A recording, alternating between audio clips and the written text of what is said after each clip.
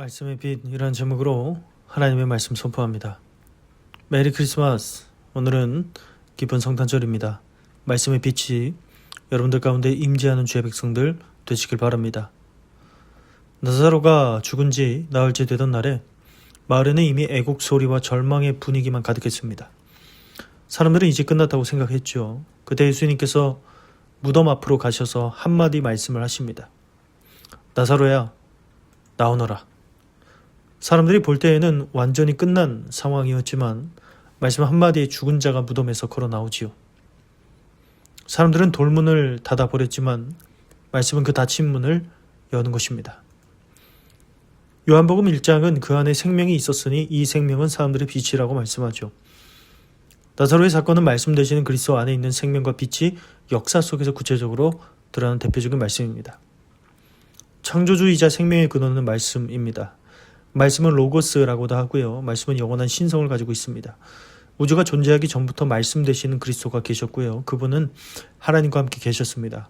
바로 그분이 하나님이셨고요. 그리스도는 맨 처음부터 하나님과 함께 계셨던 존재입니다. 창조의 주체는 로고스인 말씀입니다. 모든 것은 말씀을 통해서 창조된 것이죠.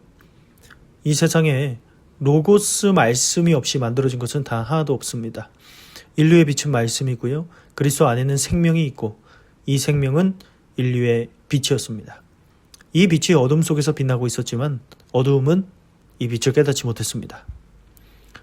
하나님께서 세상을 창조하실 때 빛이 있으라 하시니 빛이 있었다고 말씀하지요.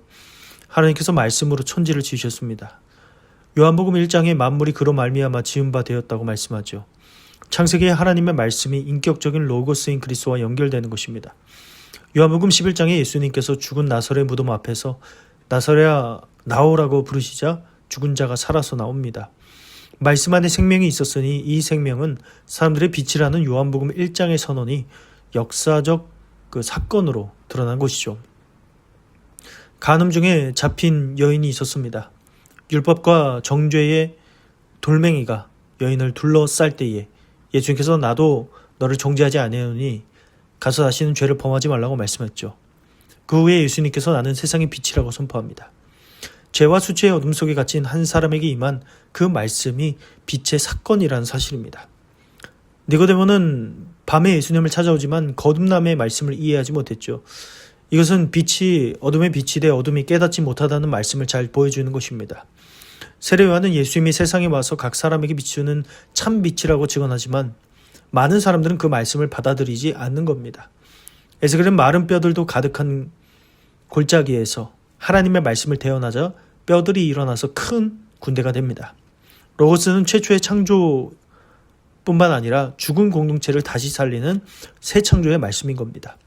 마른 뼈와 같은 우리 인생 가운데 하나님의 로고스가 선포되면 그 말씀이 생기를 불어넣어 공동체를 다시 일으키는 것입니다. 참빛이 증거되었지만 세상은 거절하죠. 참빛으로 오신 그리스도와 그분을 알기 위한 세례 요한이 선포합니다. 하나님께서 세례 요한을 보내시고요. 세례 요한은 증거자였습니다. 그는 빛이 아니었고 다만 사람들의 자기를 통해서 참빛을 믿도록 증거하러 온 증인일 뿐이었습니다. 하지만 세상을 무지했고요. 모든 사람을 비추는 참빛이 세상에 와서 계셨습니다. 세상은 그분을 통해서 만들어졌음에도 불구하고 그분을 알아보지 못했죠. 그리스도는 거부당했습니다. 그분은 자신의 땅에 오셨지만 그분의 백성들조차 그분을 영접하지 않았습니다. 나사렛 회당에서 예수님은 자신이 이사야의 예언의 성취임을 선포하시자 이스라엘 백성들은 처음에는 놀랐지만 곧 분노로 돌변해서 예수님을 산 낭떠러지로 몰고 갑니다. 제사장들과 레위인들이 세례 요한에게 너는 누구냐고 묻지만 요한은 메시아도 엘리야도 아니라고 하자 오히려 그 정체와 권위를 문제 삼지요. 예수님께서 요한의 세례가 하늘로부터냐 사람으로부터냐고 물으시자 사람들이 눈치를 보면서 진실한 대답을 회피합니다. 부자 청년은 영생을 구하며 예수님께 나오지만 예수님께서 그 마음의 우상을 건드리자 근심함에 갔다고 말씀합니다. 집 주인이 종들을 보내도 농부들은 때리고 죽이고 돌로 치면서 끝내 아들까지 죽이는 포도 농부의 비유는 하나님께서 선지자들을 보내시고 마지막 아들 예수 그리스도를 보내신 역사를 압축해서 보여주는 것입니다. 성육신의 은혜로 하나님의 자녀가 되는 권세를 받았지요. 비천한 인간의 몸을 입고 오신 그리스도의 사랑과 그분을 믿는 이들에게 주어지는 축복입니다. 자녀가 되는 특권이지요. 세상은 거부했지만 그분을 영접하고 믿는 사람들에겐 누구나 하나님의 자녀가 되는 특권을 주셨습니다. 영적 탄생이지요. 하나님의 자녀가 되는 것은 핏줄 혹은 혈통이나 육체적 욕망 또는 사람의 뜻으로 되는 것이 아니라 오직 하나님의 뜻에 의해서만 이루어지는 일인 것입니다. 사람이 되신 그리스도는 말씀이 되시는 그리스도께서 직접 사람이 되셔서 우리 가운데 사신 것입니다. 우리가 그분의 충만한 영광을 보니 하나님 아버지의 외아들 독생자만이 가진 영광이었고 그분 안에는 은혜와 진리가 충만하였다고 말씀합니다. 탕자의 비유에서 둘째 아들은 아버지를 떠나서 스스로 인생을 망가뜨렸지만 돌아왔을 때 아버지는 옷을 입히고 반지를 끼우며 내 아들은 죽었다가 살아났다고 선포합니다. 하나님의 자녀됨은 혈통이나 공로가 아니라 하나님 아버지의 일반적인 사랑이라는 겁니다. 니고데모의 거듭남의 말씀에서 율법과 혈통의 자부심이 있었던 니고데모에게 예수님께서는 사람이 거듭나지 아니하면 하나님의 나라를 볼 수 없다고 말씀합니다. 육으로 난 것은 육이요 영으로 난 것은 영이라고 말씀하죠. 말씀이 육신이 되어서 우리 가운데 거하셨다는 말씀은 실제 역사 속에서 베들레헴 말 구유와 나사렛 시골 마을에서 가장 비천한 자리에서 나타납니다. 사도 바울은 너희는 다시 무서워하는 종의 영을 받지 아니하고 양자의 영을 받았으므로 우리가 아빠 아버지라 부르짖느니라 이렇게 말씀합니다. 믿는 자들이 하나님의 상속자요 그리스도와 함께한 상속자라고 선언합니다. 성육신하신 아들 안에서 우리는 죄의 종에서 아들의 영을 가진 자녀의 신분으로 옮겨졌습니다. 하나님을 아빠 아버지라고 부르는 특권을 누리는 것이죠. 예수님 십자가 옆 강도는 마지막 순간에 빛을 영접합니다. 두 강도 중 한 사람은 끝까지 예수님을 조롱하며 빛을 거절하지요. 그러나 다른 한 사람은 자신이 죄인임을 인정하고 예수님께 주여 주의 나라에 임하실 때에 나를 기억해달라고 고백합니다. 그때 예수님께서 오늘 내가 나와 함께 낙원에 있으리라고 약속하죠.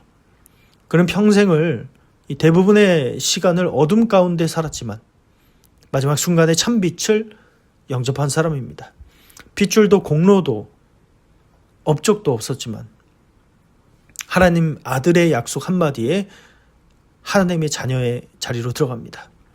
사도 바울은 말씀의 빛에 쓰러진 사람이지요. 사울 스스로 보기에 빛을 지키는 사람이었지만 실제로는 교회를 핍박하며 참빛을 거절하고 있었죠. 다메섹 도상에서 하늘로부터 밝은 빛이 비추자 그는 땅에 엎드러지며 주여 누구시니까? 라고 묻습니다. 그때 들려온 음성은 나는 내가 박해하는 예수라고 말씀하셨죠. 말씀의 빛 앞에서 사울은 눈을 감게 되었지만 그때 비로소 영적인 눈이 열려서 하나님의 자녀요 사도로 다시 태어나는 것입니다. 성탄의 말씀의 빛은 어제까지의 나를 묻지 않고 오늘 이 순간부터 새롭게 하시는 빛입니다. 사울이 바울이 된 것처럼 죄의 종이었던 우리가 아들의 영을 받은 하나님의 자녀로 서게 되는 은혜입니다. 성탄절은 단지 아기 예수님의 탄생을 기념하는 날이 아니라 말씀의 빛이 내 삶에 비추어져 하나님의 자녀로 다시 태어나는 날입니다. 세상은 여전히 이 빛을 거절하지만 오늘 이 시간 그 빛을 영접하는 자에게 하나님은 여전히 자녀의 권세를 주십니다. 말씀의 빛을 바라보는 것으로 멈추지 않고 말씀의 빛을 영접하는 성탄이 되시길 바랍니다. 그리스도 안에서 죄의 종이 아니라 아들의 영을 받은 하나님의 자녀로 서는 은혜가 임하는 주의 백성들, 하나님의 자들 다 되시기를 주의 이름으로 축원합니다.